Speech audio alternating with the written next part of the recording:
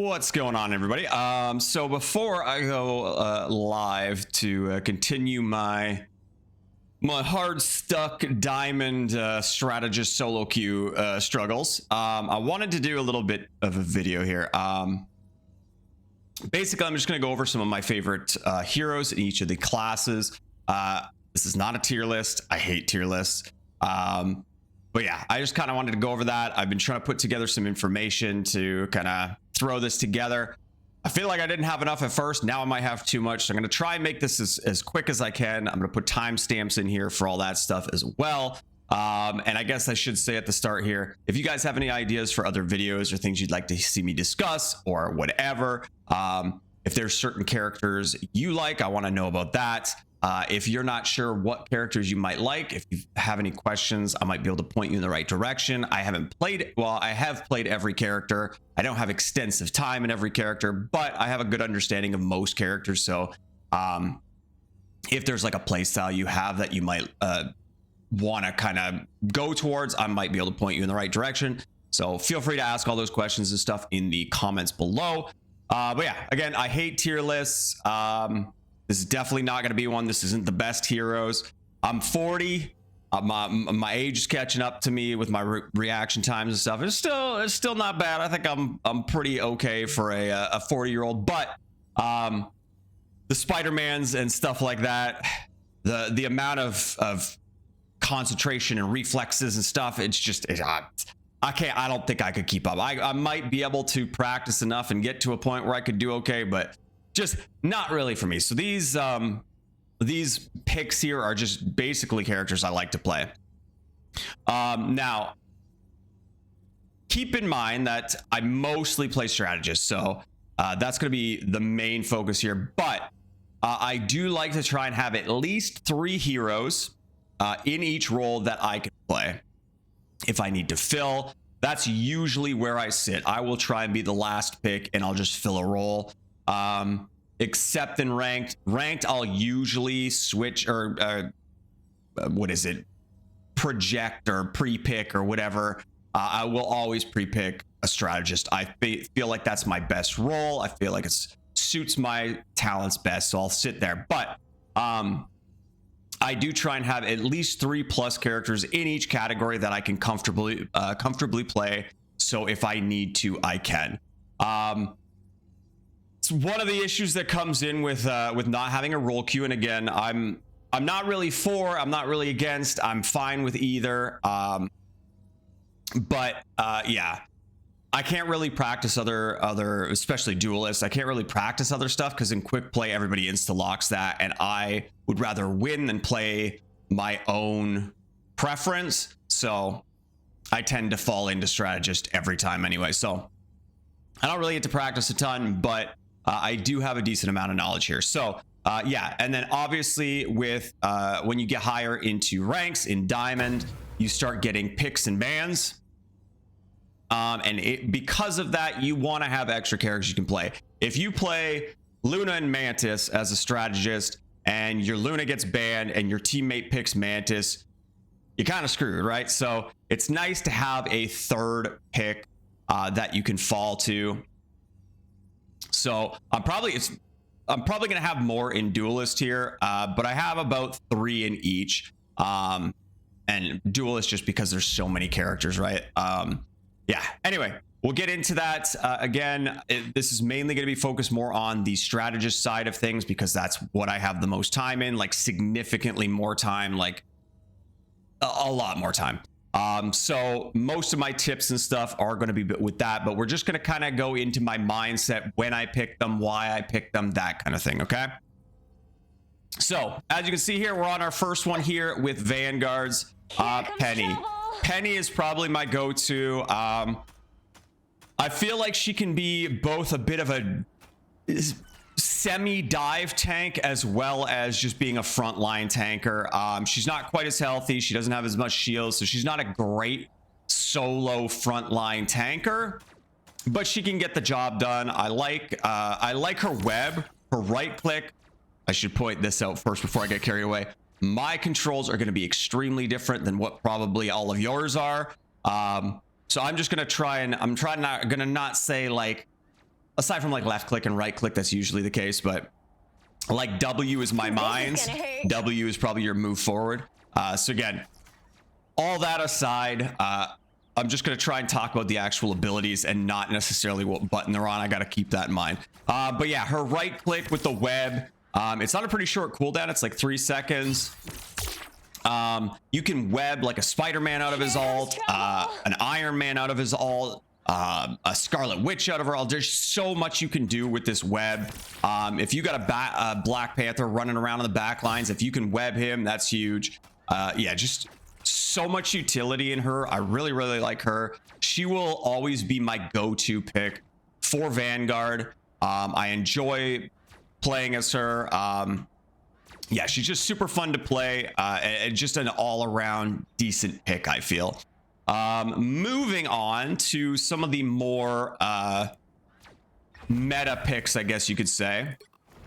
We'll start with Strange here. Again, I don't have a ton of experience with these guys. There are way better players with these characters than me, but just from the things I've seen, you can do so much with Strange's portals, obviously getting to the points quicker, setting up ambushes. They're usually pretty obvious. Once you've played the game for a while, you know where most of these ambushes are going to be coming from. So it's not, and you can kind of hear, it's directional. You can hear where the portal is if you pay enough attention. So portals are super cool and everything. The really good Stranges I like seeing when Hela does her ult and they jump up in the air and they're just up in her face blocking. Obviously, the enemy team can be shooting your shield while you're doing that, right? And help the Hela along. That's what I usually try and do. If it's safe for me to shoot the Strange shield from the ground, I'm going to be shooting it to try and break it so the Hela can get through. Otherwise, again, a good Strange is just going to sit in her face and block pretty much all of it. I've seen Strange block really good Iron Man ults, stuff like that. The shield is massive. It's huge. He's a great frontliner. Just a solid all-around tank. He's probably, aside from Bruce Banner, just because Bruce pairs so well with Iron Man, I see Strange banned every once in a while. But yeah, he's just a good all-around tank. Again, I'm not going to get too crazy into it with abilities and stuff. We're going to probably save that for Strategist. But yeah, just a solid all-around tank. I want to get better at him. I want to learn him more, just because I do think he is that good. Now, another one on that same line is Magneto.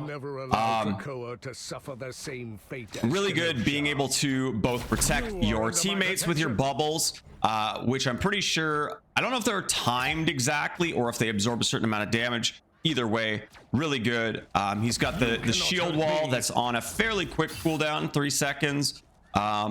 There's no like health limit on it or anything, but because it's on such a short cooldown, when you need to block like an ult or stuff, it's usually up. So it's a nice little wall there. And again, you can bubble yourself too. So just a really good frontliner. I don't know his ult too well. There's a lot of intricacies to it. Basically, when you jump up in the air, the longer you stay up here, the more powerful it's going to get, right? You can one-shot Luna's out of her ult, stuff like that. So really good ult there for dealing with stuff like that.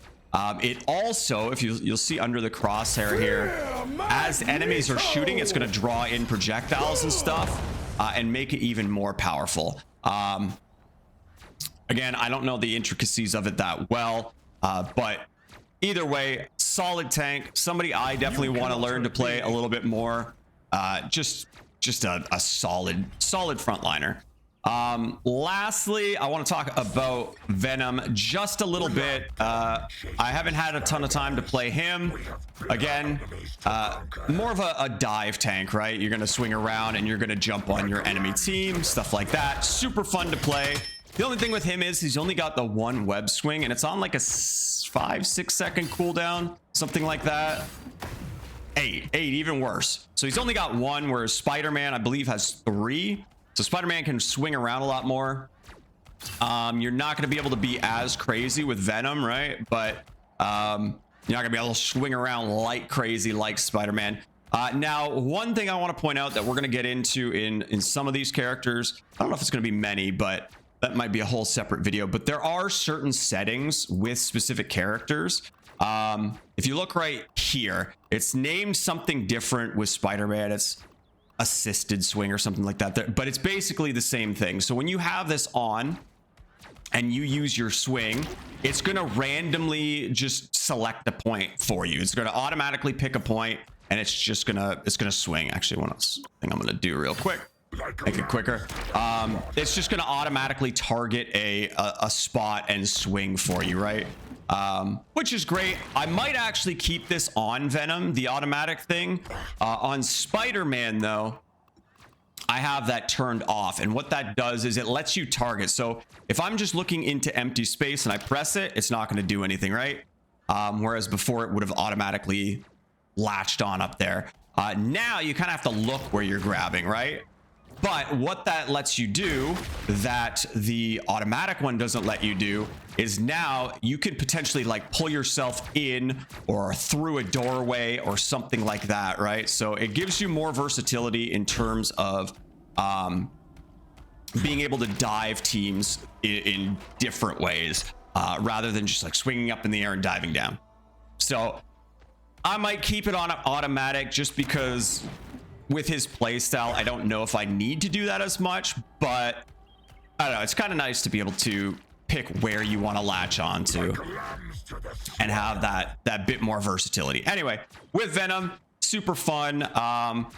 Can't really main frontline him, so I wouldn't really pick him if I'm the only tank or whatever. But if you've got a solid like Doctor Strange or Magneto or something, super fun tank, cause a ton of havoc diving on backlines and stuff. Super fun. I want to play him more. I need to practice with him more, but yeah, super fun, super hard to kill. Great tank choice. I think that's about it for Vanguards. I really like Captain America. He's super fun to play, but his kit's a bit weird. His shield's really cool because you can actually deflect projectiles. So I've seen clips of like a Captain America jumping in front of an Iron Man and deflecting his projectile back at him and killing him, which is really cool. The problem is the way I play Captain America, at least, I'm usually diving the back line and to then try and get into position where I can get in front of the Iron Man. If the Iron Man's really up high, it's hard to get to him, that kind of thing. It's not going to happen super often, but yeah, he feels like he doesn't really do much damage either. He's mostly just annoying. If he's in your back line, he's not likely going to kill you. He's just going to be an annoying pain in the ass. He's usually somebody you wipe his entire team and then you deal with him because he's just hitting you for nothing in the back line. But anyway, moving on, we'll move on to Duelist next, just because that's kind of in order here. But Punisher is pretty much my go-to pick. Super easy to use, I feel. Just point and click, right? I'm a shooter player. Double KO. I'm a point and click kind of guy. That's 3. Oh. I was gonna do the reload thing. Doesn't really matter. I didn't realize turning off the ability cooldowns would stop that too. But anyway, you got the AR, you got the shotgun. The shotgun does a ton of damage. Great for dealing with tanks, or really hitting like a diving Black Panther or something pretty hard in the back lines, right? The turret's super great. Again, I'm not gonna go too into detail here. Just a solid all-around pick. Great for shooting down Iron Men. When they have like flyers or really hard to hit types of characters, I'll always pick Punisher just to be able to easily shoot, because your projectile, I don't know if it's hit scan, but it's really fast, so you usually don't have to lead your shots as much, right? You can hit quite a bit easier that way. Whereas like a Hawkeye or whatever, you have to hit your shots and lead your shots a little bit more. But yeah, just I feel a solid pick. Probably my go-to whenever I need to play DPS, which isn't very often. Moon Knight, another one, great. The bouncing projectiles when a team is really grouped up is devastating. He does so much damage. You don't even necessarily need your onks, but when they're there, it just helps even more. Typically, you want to put them in a place. You don't want to just throw them like out in the open in front of a group of players, right? Because they're just going to shoot it. A good team is going to shoot your onks and get rid of them. But you can put it like behind doorways and stuff, so when they walk in, they're not really looking that way, and you just bounce them off from a safe spot. You've got mobility with him, which is really good. But yeah, you can kind of sit in a spot where you don't even need to see the enemy, and you can just bounce shots and hit them, right? So really good stuff. His ult is ridiculously strong. It'll like destroy pretty much everything caught in it. If you're stuck in it when it comes down, you're probably not getting out alive unless you're maybe a tank. But yeah, super strong ult. Just a solid character all around. I enjoy playing him when I do get the chance. But yeah, one of my favorites though, and one of the most fun, I feel, is Psylocke. Psylocke is super fun, being able to dash around and stuff. One complaint I do have with her dash, I wish it was directional. Let me check just to see if that's an option. Just in case. That would be kind of nice. No. It would be nice if I was running to the right and I pressed it, I would dash to the right. Or running to the left, I press it, I dash to the left. Or back, or whatever. But it's forced forward, so you got to keep that in mind. If you're trying to use it as an escape, you got to turn the way you want to go to try and get out, right? Another great thing though, it has height. You can get up high with it. You're not just like stuck to the ground. You can use it to get high ground. Really fun character. Obviously has the invisibility. And I'm pretty sure it's pure invisibility. It's not like Predator invisibility or anything like that where there's like a little shimmer. I'm pretty sure it's pure invisibility. But yeah, super fun character to play. Does a lot of damage. Really good for jumping like back lines and then getting out again, going invisible and just getting out. Her ult is a little bit, I don't think people know how it works that much. Obviously, when you see the big ring come out, you want to get out, right? That's everybody's initial instinct. Get the hell out. Get the hell out of the ring so you don't die. But one thing you can actually do is, obviously you need to be coordinated, but if your entire team is standing inside, she's going to randomly jump around between them, doing damage to them. So you can soak a lot more damage if everybody's just inside of it. There's a lot of times where if like my enemy or my teammate, my healer, gets jumped on or something, I'll try and jump in the circle with them and just hopefully they'll read that and we can both kind of heal each other. And sometimes you can make it through, maybe if you have another teammate in there or whatever. I haven't done the math on the amount of damage and stuff. But yeah, it's going to do more damage the less people are in the circle. So if there's only one person in the circle, they're pretty much guaranteed to die. I don't know how much it does to a tank. We can actually check that out real quick. But yeah, something to keep in mind with your friends or whatever is if you get jumped on by a Psylocke and she ults you, maybe try and stick in there with your team and you can potentially absorb most of the damage. Let's see. Oh yeah, so she will one-shot a tank too. So I don't know if I have a way to really test it. I guess I could down. Do we want to go that in depth? I was going to go down below and spawn a bunch of Groots or a bunch of smaller teammates. Let's do it real quick, just for science. Just because I do think it could be useful information that not everybody knows. Let's do like a Luna, a bunch of Lunas. I think it spawns like 4 of them. Oops. Just because I think this is fairly important to know. That's good enough, right? 5, 4, 3, My ult. 2, 1.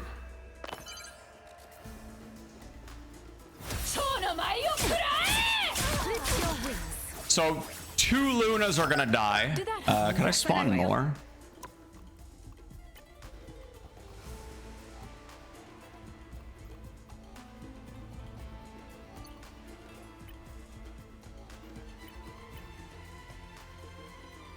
Let's try that.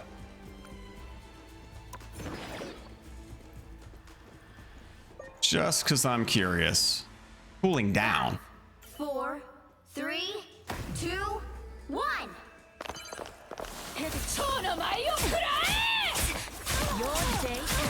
Okay, well, I still killed all them, but if you're in there with a bunch of your team and you're all healing and stuff, I'm pretty sure she soaks more damage. Maybe with a Groot, it might give it a better example here, because we did one-shot the Groot, right?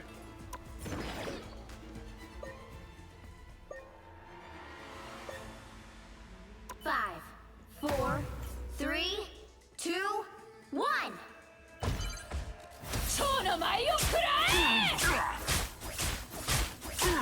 Yeah, so you see she goes from target to target. I assume it's random. She goes around dealing her damage to everybody in the circle. So the more people you have from your team in that circle, the less likely she's going to be able to kill you all. So just something to keep in mind, something I thought was worth pointing out. Because again, it makes sense in your head, right? Get out of the circle and not die. But if you're grouped up, it can help counter her ults just a little bit. Okay, moving on, because we spent a little more on her than I wanted to. Another one that I've been trying to get better at is Winter Soldier.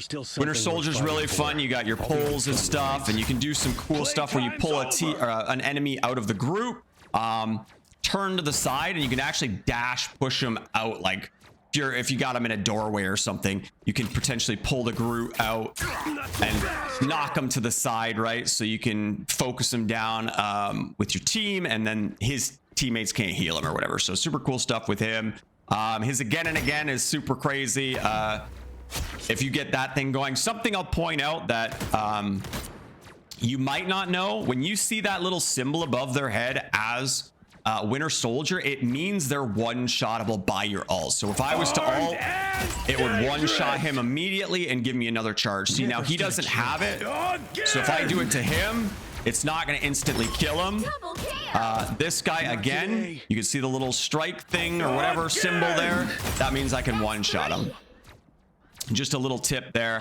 But yeah, Winter Soldier's really fun. I enjoy playing him when I get the chance. At first, I didn't like him because he has he only has 3 shots in his gun, right? And then he's got to reload. But if you use any of your arm abilities, which is basically everything, your right click, your dash, your slow, all of those are considered arm abilities, and they immediately reload your gun. So if you shoot 3 times and then use one of those abilities, you have 3 shots again. Just a little tip there. But yeah, really like playing him. He's super fun. But again, sadly, I don't really get to play DPS as much as I'd like. But yeah, last one for DPS, or Duelist, I should say. I'm trying to call them the proper names. Iron Man. Iron Man is just really fun. He's very easy to deal with, though. I see a lot of people with a lot of characters talking about how OP they are and stuff, but the problem with Iron Man is if you don't have a team that focuses him down, yeah, he's going to be devastating. And I think a lot of the problem is if you're an Iron Man that plays high, most people are so focused on their ground, right? Because it's a 6v6 game. There's a lot of shit going on the ground. That's where you're focused. Your healers and stuff are focused on healing your tanks. Not everybody's kind of looking up in the air. So an Iron Man sitting up high on certain maps, there's some really high spots you can get to. Sitting up high is going to be really devastating. But before I was talking about Punisher with his potentially hit scan or just really fast projectile speed, Punisher can shred him out of the sky before he can really do too much. So if you're a Punisher player, make sure you're shooting the Iron Mans. But yeah, really fun when he gets not focused, right? When the enemy team is kind of oblivious, or if you've got certain maps where there's a lot of waves where you can kind of get into cover and then kind of pop back out and do damage again and kind of rotate around, stuff like that. His mobility is really fun. I do kind of wish it was maybe a little bit faster. Sometimes it feels a little bit slow to get started, and you can get like melted out of the air before you even start moving. And I don't know about the fuel. it feels kind of weird to have a fuel gauge on him that lasts such a short amount of time, right? But for balance, it's probably fine. But yeah, super fun character. His overcharge, and especially with his right click, does just a ton of damage.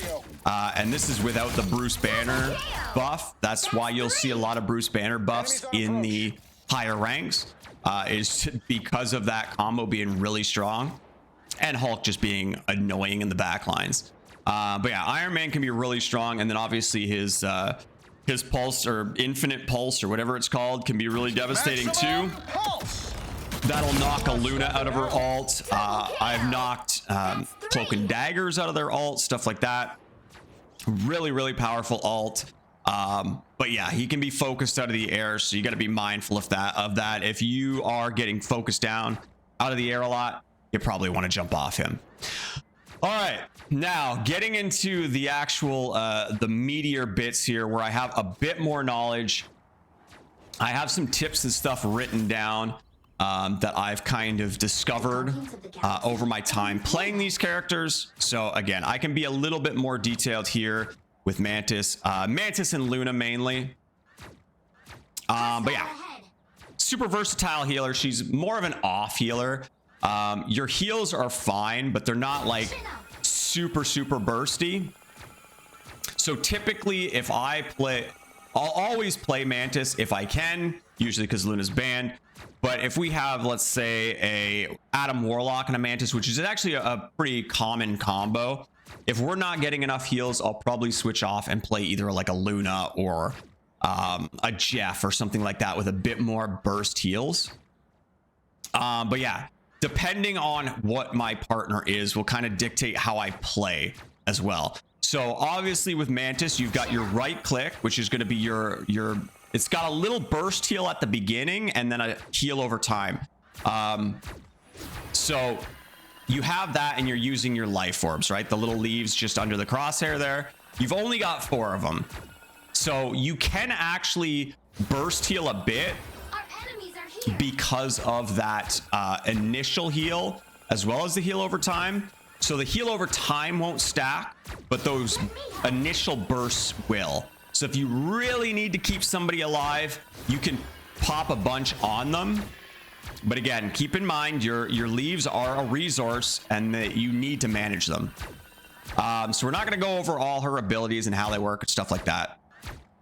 Just wanted to point out something like that where you don't want to spam. You don't want to needlessly be spamming your stuff on people because you're wasting your resources. If you pop 4 life orbs on a target to heal them and they still end up dying, doesn't really matter. Now you can't heal anybody else. Now you can't do your self buffs. You can't do your inspires. You just really limit yourself if you're just spamming, right? Obviously a little different here because I have the cooldowns off, but yeah, you don't really want to be spamming. You want to be somewhat deliberate with how you're applying your heals, right? If you feel you need to heal more, you can use all your life orbs to mainly heal. A lot of times though, I'll be weaving in my damage boosts, because if you're headshotting, you're instantly getting back those leaves, right? So if I pop that on there, instantly get back a leaf. Otherwise you have to wait, I believe it's 3 seconds per leaf. So yeah, if I've got really good heals on the other side though, another thing I can do is I can actually focus my inspire a lot more on buffing my teammates. I'll throw these on like a Punisher or a Hela or whatever. I believe it's a 12% damage boost. So yeah, I try and get those on my my Punishers, anybody that's doing a decent amount. Moon Knight's a great target for it as well. Anybody that's just outputting a ton of damage quickly, right? But I'll also try and get it on something like if I see my Magneto ulting, if I've got a leaf available, sometimes I'll throw it on that. Might boost that damage enough on that Magneto ult. I think it works on that. I assume it's just a general damage boost and not like specific to projectiles or anything. Yeah, just a damage boost. So I always try and throw it on my Magnetos or whatever, anybody that's ulting, just to maybe get them a little bit of damage output. But yeah, if we're doing fine on heals and we don't really need it, whether the other team's not doing as much damage or if I've got a really good healing partner, I'll spend a little bit more time popping my my damage boosts on my teammates just to help out there. And then obviously I'll use it on myself to put out more damage for myself, which she does some decent damage, especially with her crits. So yeah, I play her as like a DPS slash support. If we're at a point where we want to run 3 supports or whatever, I have no problem running Mantis because I feel like she can contribute some good DPS at the same time. Moving on from there, this is a bit of a tip for both Mantis and Luna. So Luna's got her ice block that she shoots out, and then Mantis has got her sleep. That a little far. But yeah, I will throw random sleeps out into the back line sometimes just to try and put a healer to sleep or a squishy DPS to sleep. And what that does, now one thing to keep in mind is you can actually shoot people out of your sleep, right? So if you sleep them and then shoot them, it usually breaks them out, so your teammates can knock them out of it as well, which can be really annoying. So that's why I kind of try and throw them in the back line just to hopefully pick off a healer. And hopefully my team is more focused on the front line or whatever. They might not shoot him. It takes that healer or that DPS out for a little bit. But on the flip side, what it can potentially do, if you hit like a Hawkeye in the background or whatever, or if you have a Hawkeye on your team, it gives them a very easy target to hit, right? So if they notice that there's a sleeping Luna in the back, sleeping Mantis or whatever, they can potentially one-shot them. So yeah, I'll throw those out every once in a while, just when I have it off cooldown. I forget what the cooldown is on it. I don't think it's like super long. 14 seconds. So I mean, it's lengthy, but I will throw them out into the back line just basically whenever I have them up. However, if they have characters like Black Panther or Iron Fist or Spider-Man or whatever, I hold it.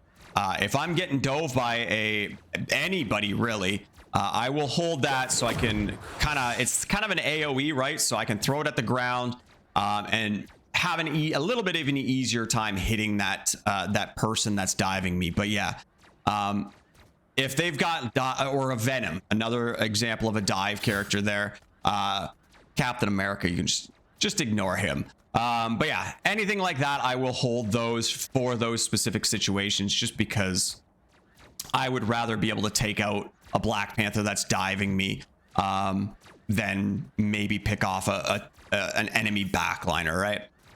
So yeah, sleep or the ice block for Luna, really good for that kind of thing.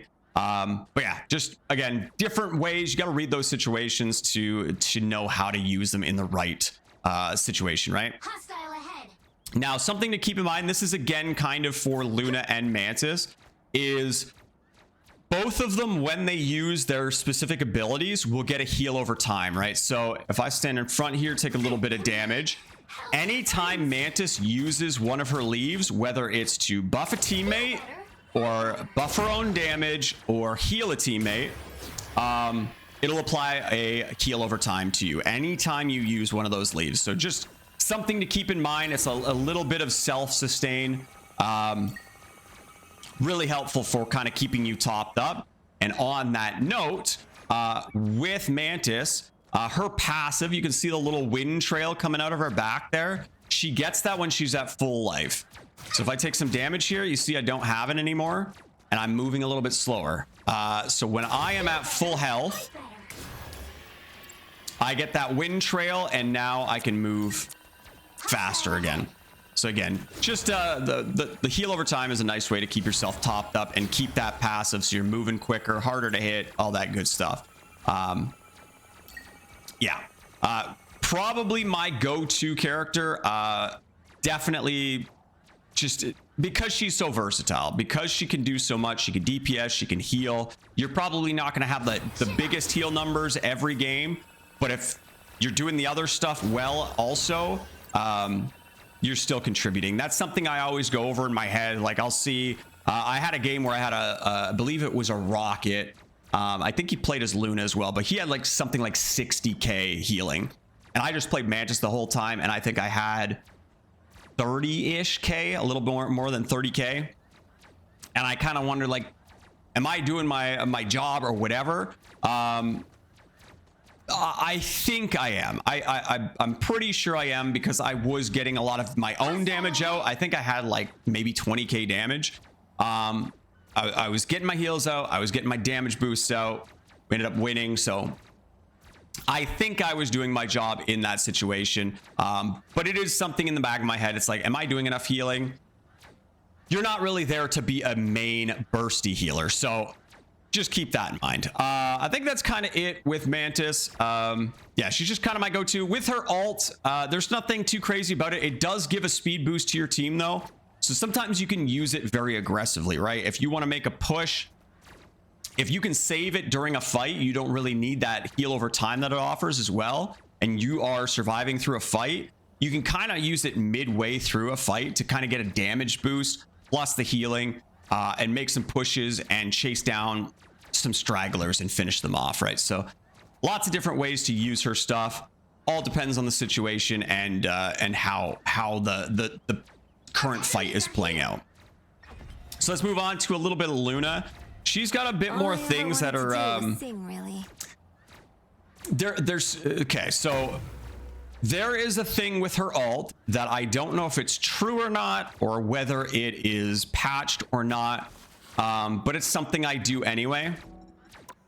So one of those settings for Luna, one of those specialty settings, is hold to toggle performance. So normally with that off, when you turn you pop your ult, you'll see the toggle button at the bottom, right? So when you press that, it switches to the damage boost. Press it again, goes back to the healing, back to the damage. So what people do is spam it, right? Now, again, I don't know if the science behind it is true or not, but this just makes it a little easier to spam, right? Because you can just do it a lot quicker. Now, what the point of that spam is that while you're in this mode, obviously your team's getting a damage boost, but they're not getting healed. And then obviously in the healing mode, they're getting healed, but they're not getting the damage boost. When you're spamming it, because the heal is so strong, it only takes a second to top up your teammate, right?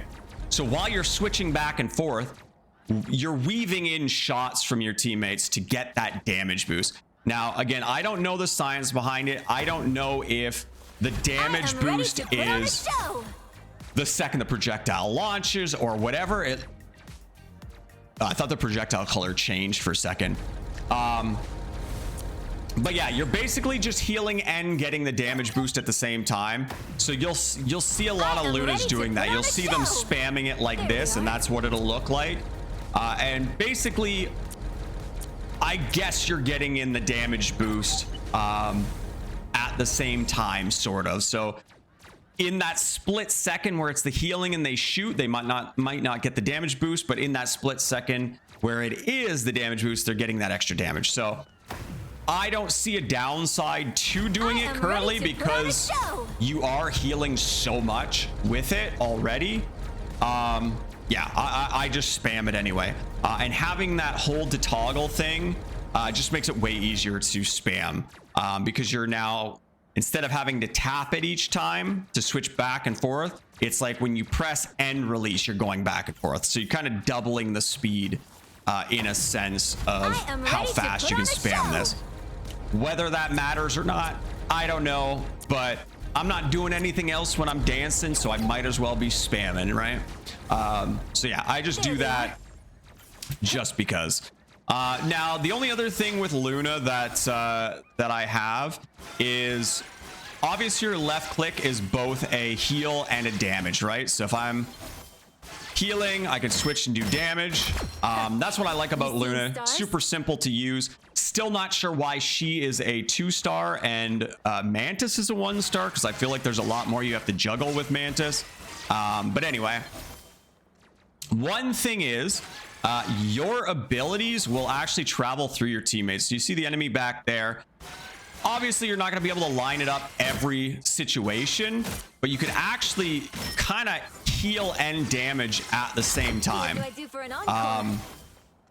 Your freeze will actually travel to, I think it's called Absolute Zero, will actually travel through teammates as well.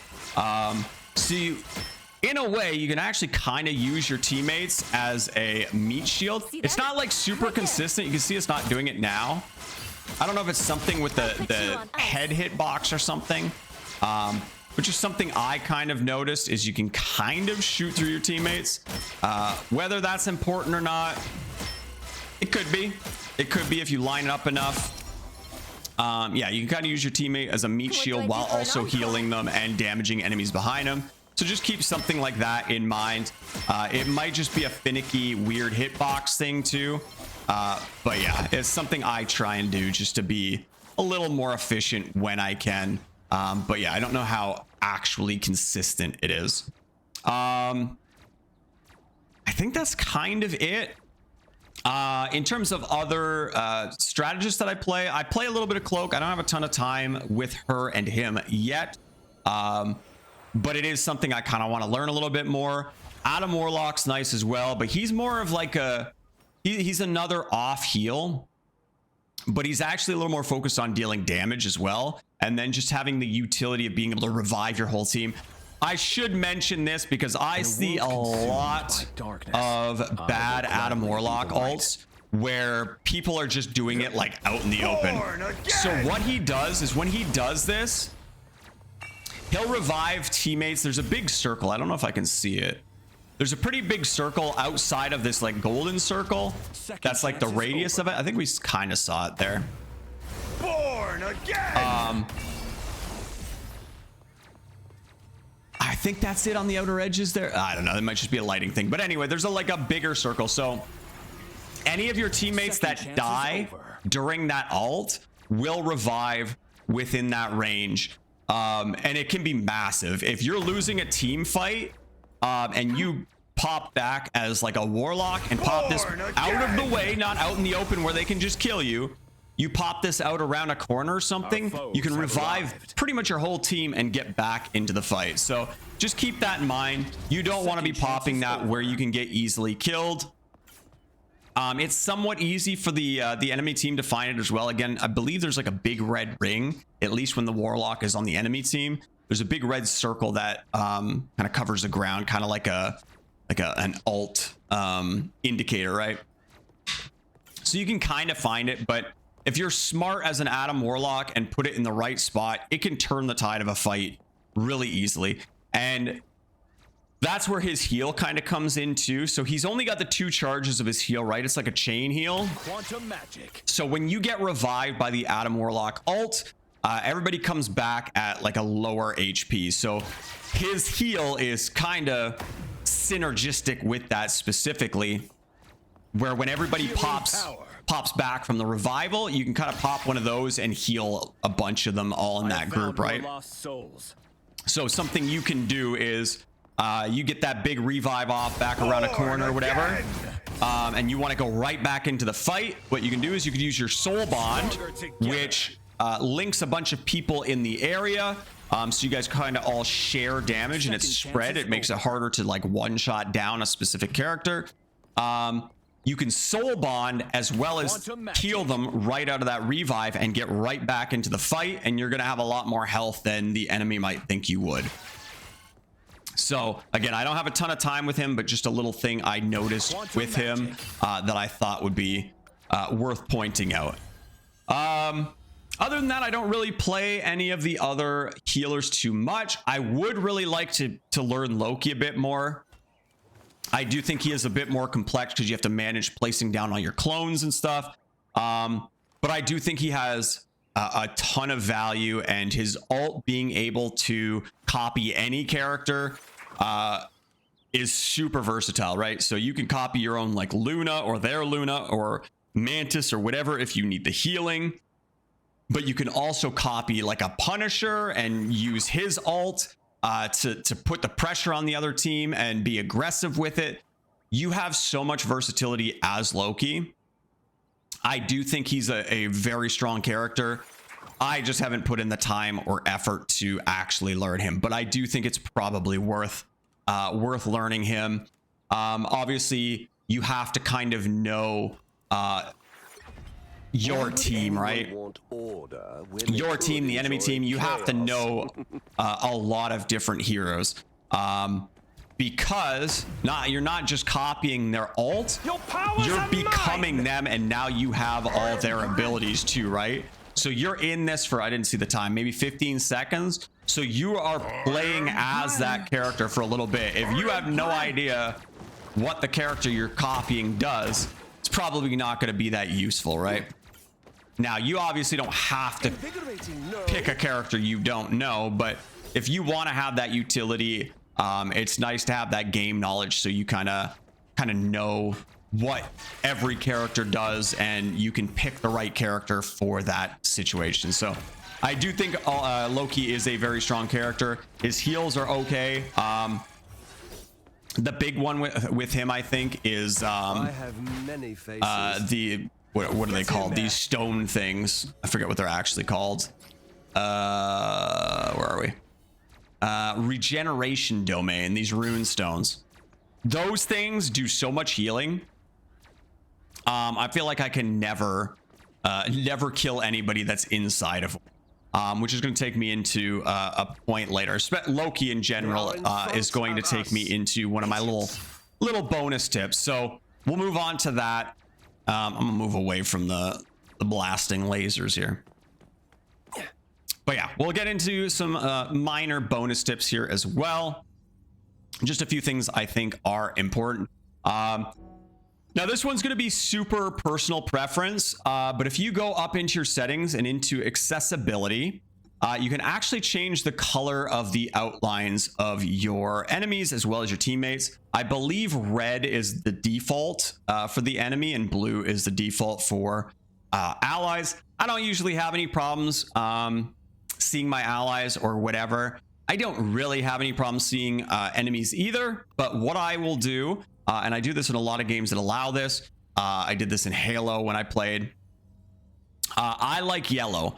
Yellow I feel is super high vis, so there's a lot of times where because there's so much yellow, because it shows the health bar and stuff too, if something's off in my peripheral vision, I'll catch it a little bit easier. If there's somebody in a dark cave, you see this bright flash of yellow, right? So I personally use yellow, but there are a bunch of colors in there. Obviously, this is going to depend on, some people have different types of color blindness, stuff like that. It all depends, but something to keep in mind, if you're having no issues with red, just keep it on red, but go through these and see if there's any that stand out a little bit more. Pink looks pretty bright as well. But for me, yellow is always like super high vis, easy to see. I use a red crosshair as well, so I feel like it contrasts pretty nicely. I can see pretty well on it. It doesn't blend in, whereas if I had those colors on red, it might blend in just a little bit more. Nothing too crazy. It's kind of a more dull red anyway, but either way, yeah, just something to keep in mind. I personally like yellow. I think it stands out. It's helped me in a lot of situations. Another one, so this might kind of counter me a little bit, but with Mantis, when you sleep an enemy, you're gonna see this little ghost on the back, right? If as the enemy, so if I sleep your teammate, you can actually shoot that ghost. It'll have a health bar. I don't know if I can really show it in here, but I can shoot this ghost, and if I kill that ghost, it will break my teammate out of the sleep. So it's usually not a huge deal because a lot of mantises will sleep like frontliners and teammates will shoot them immediately and it breaks them out anyway. But yeah, if there's a situation, like I said, where I go for the back line and I try and sleep somebody in the back line that might not be as likely to be shot by my my teammates, I will always keep an eye on my teammate. So if they get slept, I have that option of potentially shooting them out of the sleep, right? So just a little thing there to keep in mind. Now this one's a little more sweaty. But if you've ever walked out of your spawn and died to penny mines, you'll kind of understand this. It doesn't happen super often, but it is still a potential thing. What I will do is, if this is the spawn door, I will stand basically with my digital ear to the door. And you could hear it pretty well. You can hear her either walking up, you can hear her use her little web zip up. You can even hear the mine. So I'll just kind of stand at the start of a game, mostly in ranked. I don't really care in quick play as much, but in ranked, again, it doesn't happen too much, but it does still happen every once in a while. I'll kind of stand at the door with my ear there and just kind of listen for it. But you can also hear other characters too. You can hear like a Venom crawling on the wall or whatever. You can hear Spider-Man web sling in. There's different reasons to do it. So I'll kind of just stand by the door like this and just listen. It's just extra information. Again, it's a little sweaty, but I'm a sweaty kind of guy. So it's just a little extra information you can give to your teammates. If you do hear those mines, you can tell your tanks to go out first, or you guys can go out a different door or whatever. Just a little audio cue. That's one thing I'll say about this game is I do enjoy the audio. The fact that you, as far as I know, you don't hear your teammates' footsteps. So anytime you hear footsteps or whatever, it's the enemy team. It's made it very easy to know whether somebody's flanking me or whatever. There's a Black Panther sneaking up behind me. I can kind of hear him. So it's kind of nice. Well, okay, so this kind of goes back to what I was talking about with Loki, with his clones, Namor's squids, stuff like that. Because I play strategist, I'm sitting in the back and I usually have a better view of everything, right? I can kind of see the entirety of the fight. If you're the tank, you're up in the front lines, you're not going to see as much. So I take it upon myself as a strategist that's kind of sitting in the back lines to basically be junk removal. So I'll be shooting Namor's squids, I'll be shooting Loki's clones, his little runestone things, all that junk. I'll be shooting Moon Knights, Onks. Those things can be absolutely deadly. So if you're making sure you focus on shooting those down, if your heal numbers aren't up, if your damage numbers aren't up as a strategist, and you're still clearing junk, you're still contributing to the team and can potentially help win your team games. Because again, like Moon Knight can shred you. It's really hard to kill anybody in those Loki runestones. So again, just kind of be on junk removal. Obviously you want to focus on healing your teammates too, but especially as Mantis, because I can just pop a heal on my teammates, I can kind of focus on other things, right? So just a little thing to keep in mind there. Now here's this is a tip for basically dive characters, but it's something that I've learned as a strategist to kind of help you guys out so you're not complaining about not getting heals all the time.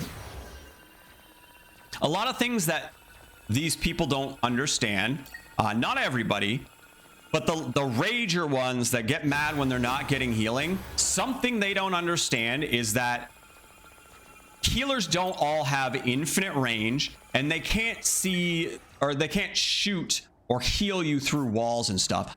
I'll see like magics running through in the back lines of the enemy team, around corners on the other side of obstacles and stuff, screaming that they're not getting healing. Well, I can't see you. What do you want me to do? And I also don't have infinite range, especially as Mantis. I don't know what her actual range is. But it's not infinite. So like I'm not getting the targeting on him from there, right? So I can heal him from there, but I can't from here, right? So I can't reach you. Okay, understand that, please. Understand that I cannot reach you with my heals. So if you're diving and you're going behind walls and shit, do not complain. What you need to do as a dive character, you see these things right here? These are your best friends. You learn where these spawn. You go into a custom game and you learn where these are. And until you know where every single one of them is by heart, you do not complain, okay? If you're gonna dive and you're gonna put yourself in situations where I either have to run in front of the enemy to try and get to you, which I'm not gonna do, I can promise you myself and other strategists are not going to do that. Sometimes I do because the altruist in me, I lose track and I'm trying to get to you. I'm trying to save your ass. But in most cases, I'm not going to put myself in a bad spot to help you because you dove in and didn't bother to dive out again. I'm not there to pocket heal you behind enemy lines. You learn where these health packs are and you make sure you know where each and every single one is. That is my biggest advice to dive type characters, is you need to learn where those are. Those will save your life and can actually be a detriment to the enemy team too, because when you do take them, right, they go on a cooldown. They do go on a cooldown. So if you're behind enemy lines and taking all of theirs, they don't have like, sometimes as a healer, if I have to, I'll pop off to the side and grab one to heal myself if I'm not getting enough heals from my own teammate. But if that's on cooldown, I'm kind of screwed. So again, jokes aside, if you are a dive character, do yourself a favor and learn where those are. It feels like there's not a lot on maps, but definitely learn where the ones that are on the map are, and make sure you memorize those locations. Those will be extremely helpful to you, and will probably cause less friction between you and your healers in the future. But keep in mind, you are a dive character. You're not meant to jump in and then just stay in. You want to kind of hit and run, right? You want to get in there and get out before you. That's a whole other topic that I don't have a ton of knowledge on because I don't play those characters, but you want to learn when the best time to get out is. You don't want to wait until you're a sliver of health. You want to get out a little bit earlier, right? You want to get in, do your damage, get out, find a heal pack, whatever, or get back to a spot where your healers can actually heal you. So just a little kind of PSA there as well. Keep that stuff in mind. But anyway, what are we at? Oh, good Lord. We're at like an hour. I think that's a good time to end. So kind of in closing, again, I'm getting old. I've come to accept the fact that I don't have the reflexes that I used to have. And I'm fine with that. I've learned to kind of take up the role of a support, and I think it's pretty suiting for me. The thing I like about the support role too is that it feels like I can kind of quarterback plays more, right? I might not be the best aim anymore. I might not be able to hit all the headshots and do all the damage and stuff like that, but I can kind of keep the people that can in the game a little bit longer. I can buff this is more as a Mantis main. I can buff their damage. I can heal them, and I can just kind of see the play a little bit more. I don't always try and IGL just because I'm solo queuing and I don't want to tell people how to play, right? I'll try and make my call outs and stuff like that, but I don't really like the idea of telling a bunch of randoms how to play. It's not really my style. But yeah, that's what I like so much about a support. I used to be a DPS role. I was always that kind of role, and I've kind of come to really appreciate the support role a little bit more playing this game. Yeah, I think it's probably one of my strongest skills is the fact that I can kind of read plays a little bit more. I have pretty solid situational awareness, and I think a big contributing factor to that is I've played competitive paintball for like 20 plus years. So it's something you learn, is to be very aware of everything and be communicating all the time. Otherwise you're going to get a paintball to the side of the head, right? So yeah, I think it's something that I've come to really fall into as a role and really enjoy, actually. While I do want to try and learn other roles as well, I'm actually quite happy to play strategist. But yeah, I think that's it for tips. Yeah, I think that's it. I think that's good. We're at about an hour here, so I think that's probably a little longer than I wanted, but hopefully you guys found some useful information in here. I know it was a long one. Again, I'm gonna try and put timestamps in there so you don't have to listen to it all. You can kind of listen to just the stuff you want to listen to. But yeah, again, let me know down below if there's any other kind of topics you guys want to talk about, anything you're interested in. If you've got if you want to know what type of character might be for you, let me know your favorite characters, what you guys are liking right now. There's a lot of stuff coming up. We just got an announcement for the start of season 1. Fantastic Four is going to be in there. I think we're getting a trailer video on the 6th. Yeah, 6th of January, we're getting one. I think 8 a.m. Pacific time, something like that. I'll probably watch that. I'm looking forward to that, seeing what's coming. I was going to start a tangent, not a tangent, but I was going to start more there about things I want to see, but that's a whole other